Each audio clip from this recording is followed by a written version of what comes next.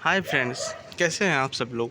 मैं हूं BCom honours का टीचर और मैं आप सभी को ऑडिट एंड कॉर्पोरेट गवर्नेंस का चैप्टर नंबर 2 का रिमेनिंग टॉपिक जो कि डिफरेंशिएशन बेस्ड पे है वो कंप्लीट कराऊंगा। इसका नोट्स का लिंक डिस्क्रिप्शन में मिल जाएगा। आप उस लिंक पे क्लिक करके पूरे के पूरे नोट्स डाउनलोड कर सकते हैं, जिससे आपके फ्यूचर में एग्ज़ाम में काफ़ी ज़्यादा हेल्प होगी। इस चैप्टर को मैं आज की लेक्चर में ख़त्म कर दूँगा। आपको कोई भी डाउट हो आप कमेंट में पोस्ट कर सकते हैं, मैं उन डाउट्स को क्लियर कर दूँगा। सो प्लीज़ चैनल को लाइक शेयर सब्सक्राइब ज़रूर कर दें। चैनल को लाइक कर दीजिए और सब्सक्राइब भी कर दीजिए, जिससे कि जल्दी से जल्दी नेक्स्ट वीडियोस अपलोड हो सके। नेक्स्ट चैप्टर के भी नोट्स अपलोड करूंगा मैं, और उसी के साथ अब जितने भी लेक्चर्स अपलोड होंगे वो इन नोट्स के साथ अपलोड होंगे, जिससे आपको काफ़ी ज़्यादा हेल्प मिलेगी। अब आपको भी एग्ज़ाम में इसी तरीके से क्वेश्चन का आंसर लिखना होगा, क्योंकि क्वेश्चन में एग्ज़ाम में जब कभी भी क्वेश्चन पूछे जाएंगे इसी फॉर्म में पूछे जाएंगे। तो कि ऑडिटिंग क्या होता है, कॉर्पोरेट गवर्नेंस क्या होता है, ऑडिटिंग के कितने तरीके होते हैं, इसके एडवांटेज क्या होते हैं, और इंटरनल चेक क्या होता है, कंट्रोल क्या होता है, ये सब इसमें पूछा जाएगा। तो आज के लेक्चर में इंटरनल कंट्रोल और इंटरनल चेक का डिफरेंशिएशन कवर करेंगे। तो चलिए शुरू करते हैं इंटरनल कंट्रोल और इंटरनल चेक का डिफरेंशिएशन। सो बेसिकली अब मैं आप सभी को इसका डिफरेंशिएशन बता देता हूँ। नोट्स आपको डिस्क्रिप्शन में मिल जाएंगे। देख सकते हैं आप। सबसे पहले बता रहा है मीनिंग इंटरनल कंट्रोल के बारे में और इंटरनल चेक के बारे में। इंटरनल कंट्रोल का मतलब तो आपको पता ही है, सारे के सारे मतलब कंपनीज़ के अंदर जो भी रूल्स और प्रोसीजर होते हैं उनको अच्छे से फॉलो करना, ये इंटरनल कंट्रोल कहलाता है। It consist control over all the department of organisation. और इसमें एक चीज़ और भी होती है कि जो कंपनी के अंदर टॉप लेवल मैनेजर्स होते हैं, टॉप लेवल पे जो स्टाफ होता है, उसका होल्डिंग होता है पूरी कंपनी में। जितने भी एम्प्लॉयज़ होते हैं उन सभी को इस टॉप लेवल मैनेजमेंट का कहना मानना होता है। तो यही होता है control over all the organisation. Internal check में होता है कि जो स्टाफ जो है उनकी ड्यूटीज़ अरेंज करना। इंटरनल चेक में ये होता है स्टाफ की ड्यूटीज़ अरेंज करना और उनको उनके बीच में काम प्रॉपरली डिस्ट्रीब्यूट कर देना, ताकि वो एक दूसरे का काम भी चेक कर पाए, जैसे कि मैंने इंटरनल चेक वाली वीडियो में बताया है। आप चैनल को लाइक सब्सक्राइब शेयर ज़रूर कर दीजिए, इससे नेक्स्ट वीडियो जल्दी से जल्दी अपलोड होगी और आपका सिलेबस भी जल्दी से जल्दी कवर होगा। नोट्स भी डिस्क्रिप्शन में मिल जाएंगे आपको, आप वहाँ से डाउनलोड कर सकते हैं। अब बात कर रहे हैं स्कोप की। स्कोप में यही बता रहा है ये कि इसका काफ़ी ज़्यादा ब्रॉडर साइज होता है इंटरनल कंट्रोल का, क्योंकि इंटरनल कंट्रोल में पूरी ऑर्गेनाइजेशन का जो होल्ड होता है वो उनके मैनेजर्स के ऊपर होता है, टॉप लेवल मैनेजर्स के ऊपर होता है, एग्जीक्यूटिव्स के ऊपर होता है। अब यहाँ पे क्या कह रहा है, ये एक इंटरनल कंट्रोल का ही एक पार्ट है। टूल का मतलब बेसिकली पार्ट या हिस्सा कह सकते हो आप। अब स्कोप की फ्लेक्सिबिलिटी की बात करते हैं तो इंटरनल कंट्रोल काफ़ी ज़्यादा फ्लेक्सिबल है, जबकि इंटरनल चेक काफ़ी ज़्यादा रिजिड है, ये इसमें बताया जा रहा है। नेक्स्ट है ऑब्जेक्टिव। तो इसका काम ये होता है कि रिकॉर्ड्स की एक्यूरेसी को चेक करना और पॉलिसीज़ को फॉलो करना। क्या कह रहा है, एडरेंस टू पॉलिसीज़। तो एडरेंस का मतलब क्या होता है, एडरेंस का मतलब होता है मानना, अनुपालन करना, किसी चीज़ को इम्प्लीमेंट करना। तो उसका एडरेंस का ये मतलब होता है। एडरेंस टू द पॉलिसीज़ का मतलब पॉलिसीज़ को फॉलो करना। चेक एक्यूरेसी ऑफ रिकॉर्ड मतलब रिकॉर्ड्स की एक्यूरेसी को चेक करना। और सेफगार्ड्स द एसेट मतलब एसेट की रक्षा करना। एसेट का जो रिकॉर्ड है ना, उनको प्रॉपरली सिक्योर डिवाइस के अंदर रखना। कई बार कंपनी का जो सर्वर होता है उसको हैकर्स हैक करते हैं ताकि इन्फॉर्मेशन लीक कर सकें, उसको मार्केट में शेयर कर दें, मगर जो कंपनी है उसको अपने टेक्निकल डिपार्टमेंट के थ्रू उस रिकॉर्ड को प्रॉपरली सिक्योर करना पड़ता है और एंटीवायरस के थ्रू भी सिक्योर करना पड़ता है। अब ये ऑब्जेक्टिव है, इसका जो ऑब्जेक्टिव है वो है prevent and detect error and fraud. मतलब फ्रॉड और एरर है उसको डिटेक्ट करना, ये मेन ऑब्जेक्टिव है इंटरनल चेक का। उनको डिटेक्ट करना और उनको अवॉइड करना। लेकिन इसमें दोनों काम होते हैं, पहला तो पॉलिसीज़ को फॉलो करना और दूसरा एसेट को बचाना, तीसरा एक्यूरेसी ऑफ रिकॉर्ड भी चेक करना। ठीक है, तो ये किसका बेसिक डिफ्रेंसिएशन था, इंटरनल कंट्रोल और इंटरनल चेक का डिफ्रेंसिएशन था। कोई भी डाउट हो आप कमेंट में पोस्ट कर सकते हैं, मैं आपको समझा दूंगा। डाउट लिख के आप सारे के सारे डाउट क्लियर कर सकते हैं, कवर कर सकते हैं। सो आई होप आपको ये लेक्चर समझ में आ रहा होगा। अब बात करते हैं इंटरनल चेक और इंटरनल ऑडिट के डिफरेंशिएशन में। इंटरनल ऑडिट क्या होता है? इंटरनल ऑडिट के ये होता है बेसिकली इंटरनल कंट्रोल जो होते हैं उन्हीं को इंडिपेंडेंट तरीके से रिव्यू करना। मींस कंपनी के अंदर जो भी पॉलिसीज़ और प्रोसीजर्स जो हैं उनको अच्छे से दोबारा से चेक करना और कंपनी के रिकॉर्ड्स को भी देखना कि उनमें कोई एरर या फ्रॉड तो नहीं है, उसे कहते हैं इंटरनल ऑडिट। मतलब जब भी कंपनी के अंदर ऑडिट करवाया जाता है उसे कहते हैं इंटरनल ऑडिट।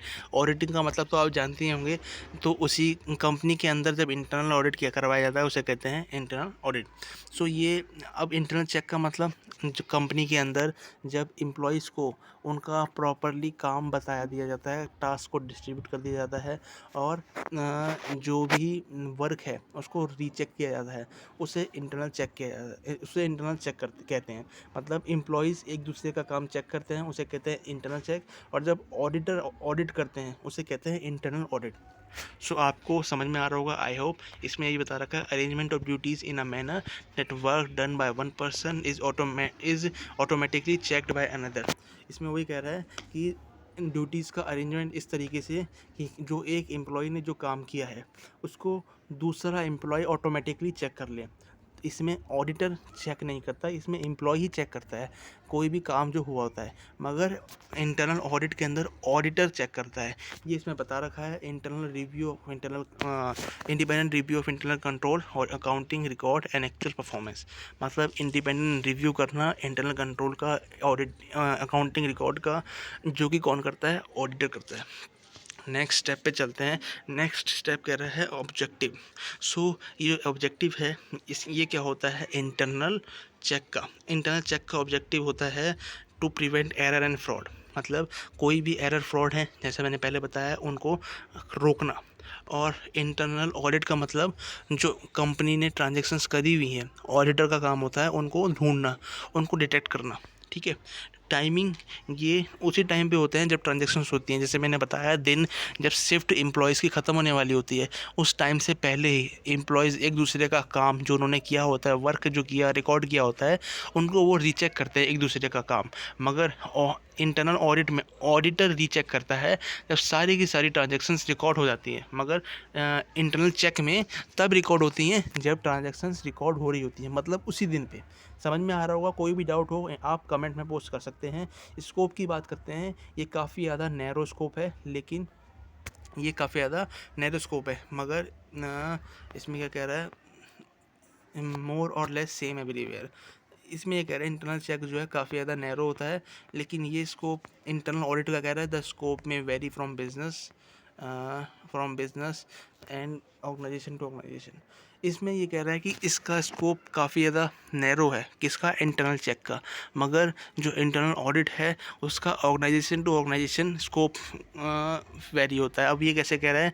क्योंकि जो एम्प्लॉयज़ हैं, यहाँ पे एम्प्लॉयज़ काम करते हैं इंटरनल चेक के अंदर और इंटरनल ऑडिट के अंदर ऑडिटर। तो एक ऑडिटर किसी भी कंपनी को ऑडिट कर सकता है, इस वजह से ये काफ़ी ज़्यादा वेरी करता है। ऑडिटर किसी भी कंपनी का ऑडिट कर सकता है, मगर एम्प्लॉयज़ उसी कंपनी का डेटा चेक कर सकते हैं जिस कंपनी में वो काम कर रहे हैं। इस वजह से ये काफ़ी ज़्यादा नैरो स्कोप है। कोई भी डाउट हो आप कमेंट में पोस्ट कर सकते हैं। नेक्स्ट पॉइंट है, कह रहा है appointment of employees. There is no need of any appointment in centre internal check. यहाँ पे कोई भी और एम्प्लॉयज़ को हायर करने की ज़रूरत नहीं होती, क्योंकि जो एम्प्लॉयज़ प्रेजेंटली काम कर रहे हैं वही एम्प्लॉयज़ ही बेसिकली दोबारा डाटा को चेक कर लेते हैं। जो एम्प्लॉयज़ प्रेजेंटली काम कर रहे हैं वही एम्प्लॉयज़ दोबारा डाटा को चेक कर लेते हैं। मगर इंटरनल ऑडिट में नए ऑडिटर्स को हायर करने की ज़रूरत पड़ती है। जो नए ऑडिटर्स हायर करते हैं उन ऑडिटर्स का काम होता है डाटा को रीचेक करना, रिव्यू करना कि उनमें कोई गलती, एरर्स तो नहीं है, फ्रॉड तो नहीं है, उनको डिटेक्ट करना। अब बात करते हैं नेचर की। तो ये एक तरह का काम करने का नेचर है इसमें, और इसमें चेक करने का नेचर है। इंटरनल ऑडिट में वर्क को चेक करने का काम है, बेसिकली काम को चेक किया जाता है कि उसमें कोई एरर नहीं है, और इंटरनल चेक के अंदर काम को किया जाता है, क्योंकि बेसिकली वो एम्प्लॉयज़ ही काम रिकॉर्ड कर रहे हैं और उसके बाद दोबारा चेक कर रहे हैं। तो इसका काम कंप्लीट करने से मतलब होता है, और इंटरनल ऑडिट में डिटेक्ट करने से। ठीक है। अब बात कर रहे हैं स्टैट्यूटरी ऑडिट की। तो स्टैट्यूटरी ऑडिट क्या होता है? स्टैट्यूटरी ऑडिट का मतलब होता है, ये एक स्टैट्यूटरी ऑडिट का मतलब ट्रू और फेयर व्यू देना फाइनेंशियल रिजल्ट्स का। मतलब जब ऑडिटर ट्रू रिजल्ट देता है, सही रिजल्ट देता है किसी भी कंपनी के ऑडिट करने के बाद। वो उस कंपनी के ऑडिट करने के बाद जब ऑडिटर उसके शेयर होल्डर्स को या फिर कोई बैंक को ट्रू ऑडिट देता है, उसे कहते हैं स्टैट्यूटरी ऑडिट। मतलब उसमें कोई मिसमैनिपुलेशन या फिर फ्रॉड नहीं किया हुआ ऑडिटर ने और एकदम ट्रू ऑडिट दे रहा है, इसे कहते हैं स्टैट्यूटरी ऑडिट। मतलब स्टैट्यूटरी ऑडिट का मेन ऑब्जेक्टिव यही होता है, सही ऑडिट देना, उसमें कोई फ्रॉड नहीं करना, एरर्स को डिटेक्ट करना और कंपनी की एक्चुअल फाइनेंशियल पोजीशन बताना कि कंपनी कोई फ्रॉड या फिर कंपनी कोई लॉस में तो नहीं चल रही, और कंपनी की एसेट कितनी है, उसकी वैल्यूएशन कितनी है, उसने लोन कितना ले रखा है, और जितनी भी कंपनी की डिटेल्स हैं वो सारी की सारी कंपनी को देना, या फिर अगर वो किसी दूसरी बैंक से लोन ले रही है तो उसको देना। ये स्टैट्यूटरी ऑडिट का ऑब्जेक्टिव होता है। अगर आपको कोई भी डाउट हो तो आप कमेंट में पोस्ट कर सकते हैं, मैं आपको वो डाउट क्लियर कर दूंगा। सो गाइस, अगर आपको लेक्चर पसंद आया हो तो लेक्चर को लाइक। सो लेक्चर देखने के लिए काफ़ी ज़्यादा आप सभी का थैंक यू।